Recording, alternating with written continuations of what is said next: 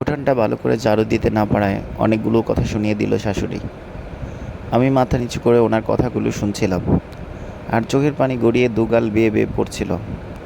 আমার কান্না দেখে শাশুড়ি আরও রেগে গিয়ে বলল, বাপের বাড়ি থেকে কি শুধু এই চোখের পানিটাই ফেলা শিখে এসেছ? এর বাদে কি বাবা মায়ের কিছুই শেখায়নি? এইসব নাকে কান্না না শিখিয়ে যদি সংসারের কাজগুলো ঠিকঠাক মতো শেখাতো, তাহলে আজ আর ন্যাকার মতো দাঁড়িয়ে দাঁড়িয়ে চোখের পানি ফেলতে হতো না। কথাগুলো বলে তিনি আর এক মুহূর্ত সেখানে না দাঁড়িয়ে চলে গেলেন সেখান থেকে। আমি দুহাত দিয়ে দুগালের পানি মুছে নতুন করে আবার উঠান ঝাড়ু দিতে শুরু করলাম। ঝাড়ু দেওয়া শেষ হতে না হতেই খেয়াল করলাম আমার স্বামী শাহেদ বাজারের ব্যাগ হাতে বাড়িতে ঢুকলো। আমাকে দেখে বলল, এই নাও, বাজার এনেছি। ব্যাগের ভিতরে একটা মাছ আছে, তাড়াতাড়ি কেটে ফেলো, তা না হলে মাছটা আবার নরম হয়ে যাবে। কি যে একটা গরম পড়েছে। আচ্ছা তুমি রাখো, আমি ঝাড়ু দিয়ে এসেই কাটছি। শাহেদ ব্যাগটা হাতে রেখে বাহিরে চলে গেল। এর মাঝেই আমার মেজো জা এসে বলল, কি গো, বাসুর সাহেব কি বাজার আনলো? উনি আমার সেজো বাসুরের বউ। মেজো ভাই শাহেদ এর অনেক বড়, কিন্তু শাহেদ তার ভাবিদের সাথে তেমন একটা কথা বলে না। কিন্তু কেন বলে না তা আমার জানা নেই। মাত্র কয়েক মাস হলো এই বাড়িতে বউ হয়ে এসেছি, তাই সবার সম্পর্কে খুব একটা জানা হয়নি। শাহেদ কথা বলে না দেখে ভাবিরা মজা করে ওকে বাসুর বলে ডাকে। আমিও ভাবির কথায় জবাবে বললাম, দেখেন ব্যাগ খুলে আমিও জানি না কি বাজার এনেছে, শুধু বলল মাছ আছে কেটে ফেলতে। ও মা, তুমি তো মাছ কাটতে পারো না, তুমি মাছ কাটবে কী করে? দাও আমি কেটে দিই। ভাবি, আপনি মাছ কাটতে বসলে আর সেটা মা এসে দেখলে আবার এক গদা কথা শোনাবে, তার চেয়ে থাক, আমি যেভাবে পারি কেটে নিব। আর যদি পারেন তাহলে আমাকে দেখিয়ে দিন কিভাবে কাটবো, তাহলে সেইভাবে আমি কাটতে পারবো। আচ্ছা ঠিক আছে, আমি দেখিয়ে দিচ্ছি, তুমি বটি নিয়ে এসো।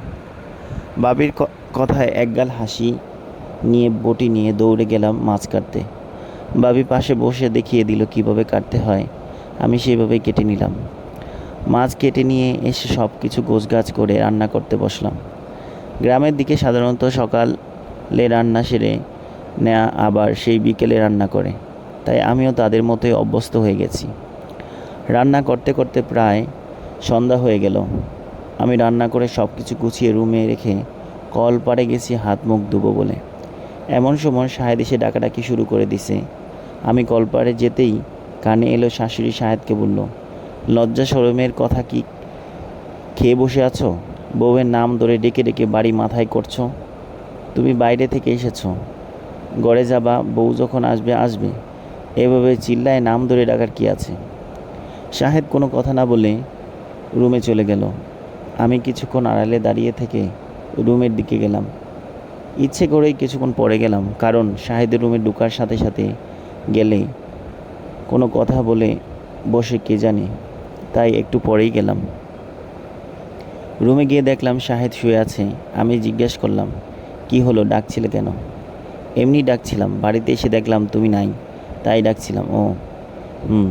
কথা বলতে বলতে শাশুড়ি ডাক পড়ল। আমি তাড়াতাড়ি বাইরে এসে বললাম, কি হলো মা, ডাকছিলেন? হ্যাঁ ডাকছিলাম, তোমার চাচি শাশুড়ির বাড়ি থেকে ঘুরে আসো, ওখানে ওদের সাথে বসে গল্প করে আসো।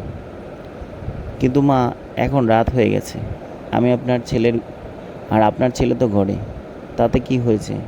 ছেলে ঘরে আছে দেখি তোমার ঘরেই বসে থাকতে হবে নাকি? মা, আপনি তো জানেন আমি বাইরে তেমন বের হই না, হলেও দরকার থাকলে বের হই, না হলে বের হই না। আমার শাশুড়ি কিছু একটা বলতে যাবে এমন সময় আমার মেজো জা এসে বলল, মা, শাহেদ তো মাত্র 10 দিনের ছুটি নিয়ে এসেছে। এই সময়টুকু যদিও আপনি এমন করেন তাহলে সেটা খুব খারাপ দেখায়।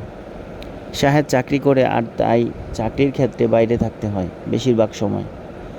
2 মাস 1 মাস পর পর ছুটি পায়। ভাবি আমার দিকে তাকিয়ে বলল, রাত্রি, তুমি রুমে যাও। আমি রুমে এসে কেঁদে দিলাম। শাহেদ আমার দিকে তাকিয়ে বলল, কি হলো, কাঁদছো কেন? আমি বললাম, তুমি এতক্ষণ কিছুই শোনোনি? শুনেছি, এতে কান্নার কি হলো? মা বলেছে যেতে, তোমার মন চাইলে যাবে, না মন চাইলে যাবে না। এই বিষয়টিকে এত সিরিয়াসলি ভাবে নিয়ে কান্নাকাটি করার কি আছে?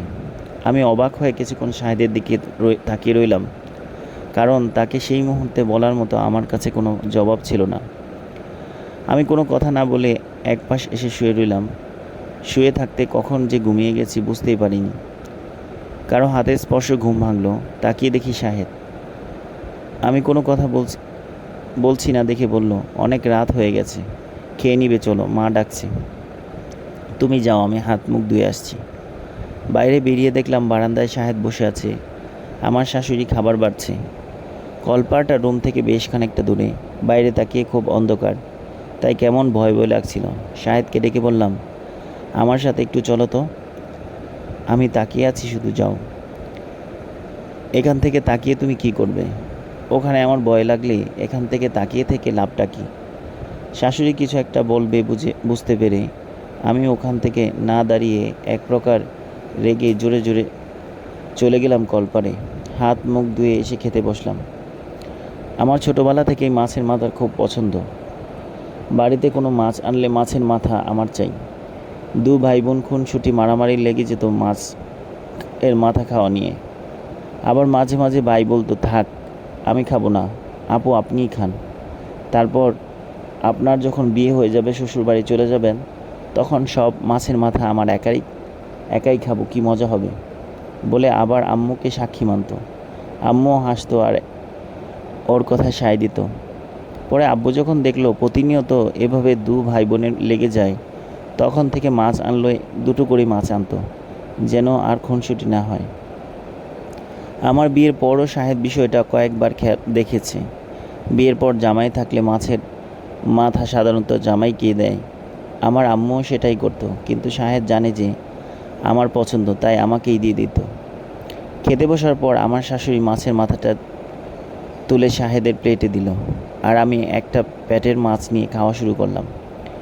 হঠাৎ দেখি শাহেদ মাছের মাথাটা ওর প্লেট থেকে তুলে আমার প্লেটে দিয়ে পেটের মাছটা তুলে নিয়ে বলল, মাছের মাথা তো তোমার খুব পছন্দ, তাই তুমিই খাও। তা কেন? আমার পছন্দ বলে যে সব সময় আমাকেই খেতে হবে এমন তো কোনো কথা নেই, তুমি খাও। কথাগুলো বলে তুলে দিতে গেলে শাহেদ বাধা দিয়ে বলল, দিয়েছি, কোনো কথা না বলে খেয়ে নাও তো। আমিও আর কথা না বাড়িয়ে খেতে শুরু করলাম। কিছুক্ষণ পর খেয়াল করলাম মা কিছু বললেন না। কিছু বলবো না, কি আর আবার বলার আছে? আমি খুব ভালোভাবে বুঝতে পারলাম যে আমার প্লেটের মাছের মাথাটা তুলে দেয়াটা উনি স্বাভাবিকভাবে নেয়নি। কথা বললে কথা বাড়বে, তাই আমি আর কথা না বাড়িয়ে খেতে শুরু করলাম। কিছুক্ষণ পর হঠাৎ দেখি শাশুড়ি আমার প্লেট থেকে মাছের মাথাটা তুলে নিয়ে বাটিতে রেখে সেখান থেকে মাছের লেজটা আমার প্লেটে তুলে দিলেন। আমি তাকিয়ে তাকিয়ে শুধু দেখলাম। আসলে উনি মা। যেটা হোক শাহেদের, হোক আমার, কিন্তু তিনি তো মা, তাই বলার মতো কিছুই ছিল না সেখানে। আর তখন আমার অতটা খারাপও লাগেনি। আর বিষয়টা আমি অতটা আমলেও নিলাম না। মনে মনে ভাবলাম, যাকগে, যা ভালো লেগেছে মা তাই তো করেছে। আমি আবার খাওয়ায় মন দিলাম। সবটা দেখে শাহেদ হঠাৎ বলল, কি হলো মা, মাথাটা তুলে নিলে যে? কিছু না, এমনি, থাক, ও লেজটাই খাক। শাহেদও আর কথা না বলল না। দুজনেই চুপচাপ খেয়ে উঠে রুমে চলে এলাম। এসে শাহেদ আর আমি দুজন কথা বলতে বলতে অনেক রাত হয়ে গেল। আমি ঘুমানোর জন্য সব কিছু রেডি করে শাহেদকে বললাম, একটু ওয়াশরুমে যাব, চলো। আসলে আমার শ্বশুরবাড়ি গ্রামে, তাই ওয়াশরুমটা বাইরে, রুম থেকে কিছুটা দূরে। শাহেদকে আবার সাথে সাথে যেতে বলে হাসতে হাসতে বললাম, এবার যদি বলেছ যে তাকিয়ে আছি যাও, তাহলে কিন্তু খবর আছে। শাহেদ হাসতে হাসতে বলল, আরে না, এবার বলবো না, চলো। পরে দুজন বেরিয়ে দেখলাম বারান্দায় ছোট দেবর খেতে বসেছে। আমি আর কোনো দিকে না তাকিয়ে ওয়াশরুমে চলে গেলাম। ওয়াশরুম থেকে বেরিয়ে কলপাড় থেকে হাত মুখ ধুয়ে রুমে আসার সময় চোখে গেল দেবরের প্লেটের দিকে। তাকিয়ে দেখলাম সেই মাছের মাথাটা দেবরের প্লেটে। যখন আমার প্লেট থেকে মাথাটা তুলে নিয়েছিল আমার শাশুড়ি, তখন যদিও খারাপ লাগেনি, কিন্তু এখন ব্যাপারটা আমাকে ভীষণভাবে নাড়া দিল। মনে হলো আমি আমার হাঁটার শক্তি হারিয়ে ফেলেছি। দুপা যেন মাটিতে আটকে গেছে, ওখান থেকে নাড়াতেই পারছি না। শুধু বারবার মায়ের কথা মনে হতে লাগলো। যখন আমরা দু ভাই বোন মাথা নিয়ে লেগে যেতাম, তখন দুজনকে বোঝানো হতো। আমি একদিন বুঝে ছাড় দিতাম, অন্যদিন ভাই ছাড় দিত। আর যেদিন কেউই ছাড় দিত না, সেদিন মাথা দুভাগ করা হতো। আর বিয়ের পর থেকে দেখতাম সব সময় শাহেদকেই দিত। মাঝে মাঝে সে খেত, আবার মাঝে মাঝে আমাকে তুলে দিত। কই, আমার মা তো কখনো ওনার ছেলের প্লেটে তুলে আমার প্লেটে বা ভাইয়ের প্লেটে তুলে দিতে দেখিনি। তাহলে কি মেয়েদের বেলাতে মা আর শাশুড়ি মায়ের মধ্যে এতটাই ভেদাভেদ? বারবার মনে হতে লাগলো, আজ যদি আমার নিজের মা হতো তাহলে কি পারতো এটা করতে? আমি রুমে গিয়ে শুয়ে পড়লাম। শাহেদও এসে শুয়ে পড়ল আমার পাশে। কিন্তু আমার দু চোখের পানি কোনোভাবে আটকাতে পারছি না। বারবার মনে হচ্ছিল বাড়ির বউ হওয়াটা সত্যিই অনেক ভুল। শাহেদের কানে হয়তো আমার কান্নার আওয়াজটা গিয়েছিল, তাই জিজ্ঞেস করলো, কি হলো, কাঁদছো কেন? আমি কি বলবো সত্যিই বুঝতে পারছিলাম না। তাহলে কি শাহেদ এর চোখে পড়েনি বিষয়টি? সে কিছু দেখেছে কিনা সেটা বোঝার জন্য বললাম, কেন কেঁদেছি সত্যিই কি তুমি বুঝতে পারছো না? না, আমি বুঝতে পারছি না। আর কান্না করার মতো কিছুই বাইরে হয়েছে বলে তো আমার মনে হয় না। সত্যি কি তুমি কিছু দেখোনি বাইরে? দেখলাম শিমুল ভাত খাচ্ছে আর ওর প্লেটে মাছের মাথাটা মা প্লেট থেকে তুলে দিয়েছে। এখানে কান্না করার তো কিছুই দেখলাম না। আর সব বিষয়ে এত পেঁচিয়ে ধরার অভ্যাসটা বাদ দাও। আমি শাহেদের দিকে এভাবে তাকিয়ে আছি আর ভাবছি, মানুষে বলে পর কখনো আপন হয় না, আর আপনজনের কাছে মানুষগুলো ভুল কখনো চোখে পড়ে না। তাহলে কি এটাই সত্যি? আমি আর কোনো কথা না বলে পাশ ফিরে শুয়ে পড়লাম। আসলে কি বলবো, যেটাই বুঝে উঠতে পারছিলাম না। বলার মতো কিছুই ছিল না। প্রতিদিনের মতো সকালে উঠান ঝাড়ু দিয়ে রান্না করতে গেলাম। রান্নাবান্না শেষ করে সবাইকে খেতে দিয়ে আমিও একটা প্লেটে ভাত বেড়ে নিয়ে খাবো বলে বসলাম। প্লেট থেকে ভাত মুখে দিতে যাব এমন সময় শাশুড়ি এসে বলল, রাত্রি, তুমি পরে খাও। কেন মা? বাড়ির বউরা সবসময় সবার খাওয়া শেষ হলে খেতে হয়। এ আবার কেমন নিয়ম মা? আমাদের বাড়িতে তো কখনো এমন নিয়ম পাইনি। আমার বুদ্ধি বয়স থেকে তো আমরা সবাই একসাথেই খেয়েছি। তুমি ওখানে মেয়ে আর এখানের বউ। ওখানে যা করছো এখানে এসব কিছুই হিসাব মেলাতে হবে না। যেটা বলেছি সেটাই করো। মা, আমার মাও তো ওই বাড়ির বউ, কিন্তু কই, কখনো তো এমন নিয়ম দেখিনি। তোমার বাড়ির লোকেদের মতো তো সবাই বেহায়া না। আর আমি আর একটা কথা বলতে পারলাম না। হাত থেকে খাবারের প্লেটটা নামিয়ে রেখে রুমে চলে আসলাম। এভাবেই আমি ভুল করতে করতে আর শাশুড়ি আমার ভুল ধরতে ধরতে চলে গেল বেশ কয়েকদিন।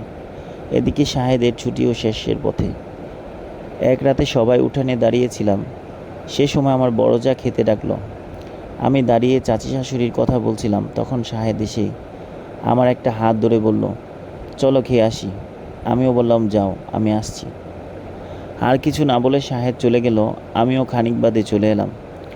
খাওয়া শেষে রুমের বাইরে আসতে দেখি চাচি শাশুড়ি, আমার শাশুড়ি, আরও কয়েকজন মহিলারা বলাবলি করছে, ও শাহেদের মা, তোমার ছেলের কি লজ্জা শরম সব খেয়ে বসে আছে নাকি? কেন, কি হয়েছে? শাহেদ যে সবার সামনে এভাবে তার বউয়ের হাত ধরে টানাটানি করলো, তুমি যে কিছুই বললা না ওকে একবার? কি আর বলবো গো, আমার ছেলেটার মাথা খেয়ে ফেলেছে একবারে। সেখানে দাঁড়িয়ে বাকি কথাগুলো শোনার মতো ধৈর্য আমার হলো না, আর তাই ওখান থেকে দাঁড়িয়ে রুমে চলে এলাম। রুমে এসে চোখের পানি আর ধরে রাখতে পারলাম না। মনে মনে বলতে লাগলাম, আমি তো এমনটা চাইনি কখনো। সব সময় আল্লাহ পাকের কাছে চেয়েছিলাম যেন মায়ের মতো একটা শাশুড়ি আর নিজের ভাই বোনদের মতো দেবর ভাসুর যা ননদ চেয়েছিলাম। তাহলে আল্লাহ পাক কেন এমন করলো আমার সাথে? আমি জানি আমি কাজকর্ম তেমন পারি না। বাবা মায়ের একমাত্র মেয়ে ছিলাম, তাই কখনো কোনো কাজ সেভাবে শেখা হয়নি। কিন্তু শাশুড়ি মাও তো একজন মা, তাহলে উনি এভাবে আমাকে ভুলগুলো না ধরিয়ে আস্তে আস্তে হাত ধরে কাজগুলো শিখিয়ে দিতে পারেন। মানুষ পারে না এমন কিছু নেই, আমিও পারবো না, হয়তো একটু সময় লাগবে, কিন্তু অসম্ভব তো কিছু না। তাহলে উনি আমার সাথে এমন কেন করে? আমার দোষটা কোথায়? এইসব ভাবছি আর কান্না করছি এমন সময় শাহেদ রুমে ঢুকলো। আমি তার কাছ থেকে চোখের পানি আড়াল করতে হাতে তোয়ালেটা দিয়ে মুখ মুছিয়ে নিয়ে স্বাভাবিক হওয়ার চেষ্টা করলাম, কারণ কান্না করতে দেখলে হয়তো সেও বসবে। কথায় কথায় ন্যাকা কান্না করা তোমার একটা অভ্যাস হয়ে গেছে। ঘড়িতে তাকিয়ে দেখলাম রাত 10টা বাজে। গ্রামের দিকে 10টা মানে অনেক রাত। আমি বিছানায় রেডি হয়ে শুয়ে পড়লাম, কিন্তু কেন যেন মনটা উথাল পাথাল হয়ে আছে। মনে হচ্ছে একবার যদি মায়ের কাছে যেতে পারতাম, মায়ের কাছে বসে যদি একটু গল্প করতে পারতাম, তাহলে হয়তো কিছুটা হালকা হতে পারতাম।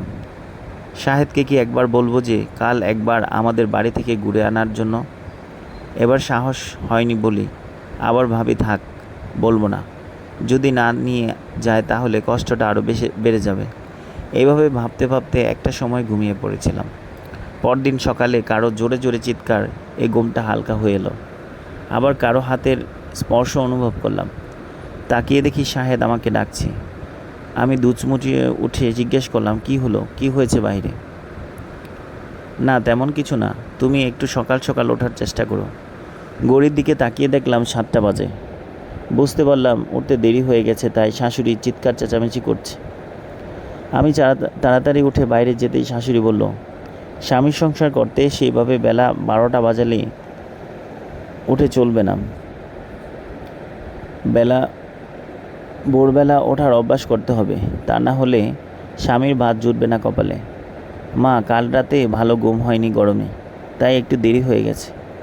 এখন থেকে চেষ্টা করব তাড়াতাড়ি ওঠার। হয়েছে হয়েছে, যাও তাড়াতাড়ি হাত মুখ ধুয়ে রান্না চাপাও। আমি কলপারে গিয়ে হাত মুখ ধুয়ে এসে রান্না বসিয়ে দিলাম। রান্নাবান্না শেষ করে সবাইকে খেতে ডাকলাম, কিন্তু কেউ হয়তো আমার ডাক শুনতে পায়নি। তাই দেখলাম শুধু শাহেদ এসে খেতে বসলো। খেতে খেতে আমাকে বলল, তুমি বসে আছো কেন, খেয়ে নাও। না থাক, আমি পরে খাচ্ছি, তুমি আগে খেয়ে নাও। পরে কেন, এখনই খেয়ে নাও। মা দেখলে কথা শোনাবে, তার চেয়ে তুমি খেয়ে নাও। সবার খাওয়া শেষ হলে আমি খেয়ে নিব। শাহেদ কথা না বাড়িয়ে খেতে শুরু করলো। অনেকক্ষণ পর আমি শাহেদকে বললাম, একটা কথা ছিল। হ্যাঁ বলো। আমাকে একদিনের জন্য আমার বাড়িতে নিয়ে যাবে? কয়েকদিন পর তো আমি চলে যাব, তখন একবারে চলে যেও। তখন গিয়ে কিছুদিন থেকে এসো। আমি কিছু না বলে চুপ থাকলাম। শাশুড়ি খেতে আসলো, ওনাকে খাবার দিয়ে বসে রইলাম। একে একে সবাই খেয়ে গেল। সবার খাওয়া শেষ হলে আমিও খেয়ে রুমে এসে শুয়ে পড়লাম। এইভাবেই চলে গেল কিছুদিন। শাহেদেরও ছুটি শেষ হয়ে গেল। ওদের বাড়ি অনেকটা গ্রামের ভিতর, তাই বেশিরভাগ সময় আমার বাবা বাড়িতে এসে তারপর যেতে হয়।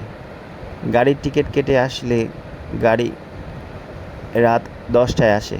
গ্রাম থেকে গাড়ি করে এসে 10টায় গাড়ি ধরা সম্ভব না, তাই সকালে আমাদের বাড়িতে চলে এলাম। শাহেদ রাতে খাওয়া দাওয়া শেষ করে 9টার দিকে বের হয়ে গেল। ও চলে যাওয়ায় মনটা খুব খারাপ করতে লাগলো, তাই শুয়েছিলাম। কিছুক্ষণ পর আম্মু খেতে ডাকলো। আমিও উঠে খেতে গেলাম। খেতে খেতে আম্মু মাছের মাথাটা আমার প্লেটে তুলে দিল। মাথাটা দেখে আমার চোখ দুটো পানিতে ভরে গেল।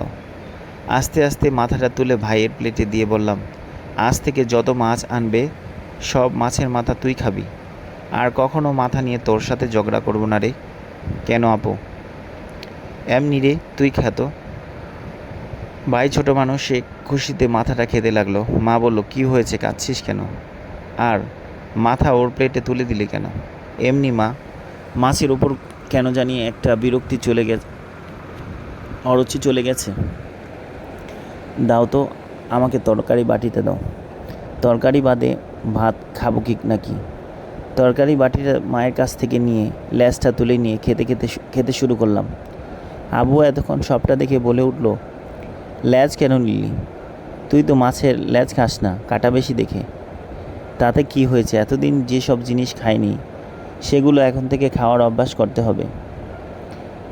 তুই কী সব যা বলিস, তোর কি মাথা ঠিক আছে? হ্যাঁ আব্বু, সব ঠিক আছে। আব্বু কিছু বলতে যাবে, তখন আম্মুকে থামিয়ে দিয়ে বললাম, আপনি তো বলেন খাওয়ার সময় কথা বলতে নেই, এত কথা না বলে খেয়ে নিন তো। আব্বু আর কথা না বাড়িয়ে খেতে শুরু করলো। আমিও খেয়ে এসে শুয়ে পড়লাম। কিছুক্ষণ পর মা এসে ডাকলো, রাত্রি ঘুমিয়ে গেছিস? না মা। কেন, কি হলো, কিছু বললে না? মা আমার পাশে বসে আমার মাথায় হাত দিয়ে জিজ্ঞেস করলো, কি হয়েছে আমাকে বলতো। আরে কি হবে, আমার কিছুই হয়নি। হঠাৎ করে আমার হাতটা টেনে নিয়ে মায়ের মাথায় দিয়ে বলল, কি হয়েছে বল। বলার ইচ্ছা না থাকা সত্ত্বেও সবটা বললাম। মা সবটা শুনে কোনো কথা না বলে শাড়ির আঁচল দিয়ে চোখের পানি মুছতে মুছতে চলে গেল। আমিও শুয়ে থাকতে থাকতে কখন যে ঘুমিয়ে গেছি। মায়ের ডাকে সকালবেলা ঘুম ভাঙল। উঠে দেখি মা খেতে ডাকলো। উঠে ফ্রেশ হয়ে খেতে গেলাম। খেতে বসে দেখি বড় একটা মাছ রান্না করেছে। আমি জিজ্ঞেস করলাম, কী ব্যাপার, এত সকাল সকাল এত বড় মাছের মাথা কোথায় পেলেন মা? মা বলল, তোর আব্বু সকালে বাজারে গিয়ে বড় একটা মাছ এনেছে। আমি কোনো কথা না বলে মুচকি হাসি দিয়ে খেতে বসলাম। কিছুক্ষণ পর দেখি আব্বুও খেতে আসলো। খাওয়ার এক পর্যায়ে এসে মা মাছের মাথাটা আমার প্লেটে দিয়ে বলল, আব্বু তোর জন্য নিয়ে এসেছে, খা। আমি কোনো কথা না বলে মাছের মাথাটা আস্তে করে মায়ের প্লেটে তুলে দিলাম। ওর প্লেটে তুলে দিতেই আব্বু বলল, কি হলো মা, চোখে তুলে দিলে কেন? আব্বু, আপনি পুরো পৃথিবীর মাছের মাথা এক করে এনে দিয়েও যদি দেন, তবুও সেদিন এর সেই অনাকাঙ্ক্ষিত আচরণের কথা আমি কখনো বলতে পারবো না। তাই শুধু শুধু এগুলো কোনো দরকার নেই। এই 14 বছর বয়সে বিয়ে নামক শিক্ষাটা আমাকে অনেক শিক্ষিত করে দিয়েছে আব্বু। আমি অনেক বড় হয়ে গেছি। কথাগুলো বলতে বলতে মাছের বাটিটা টেনে নিয়ে মাছের লেজটা তুলে নিয়ে খেতে শুরু করলাম। খেতে খেতে আব্বুর প্লেটের দিকে তাকিয়ে দেখলাম ফোঁটা ফোঁটা পানি পড়ছে প্লেটের উপর। বুঝতে পারলাম তিনিও কাঁদছেন। তবুও দেখে না দেখার ভান করে চুপচাপ খেয়ে উঠে চলে এলাম। সমাপ্ত।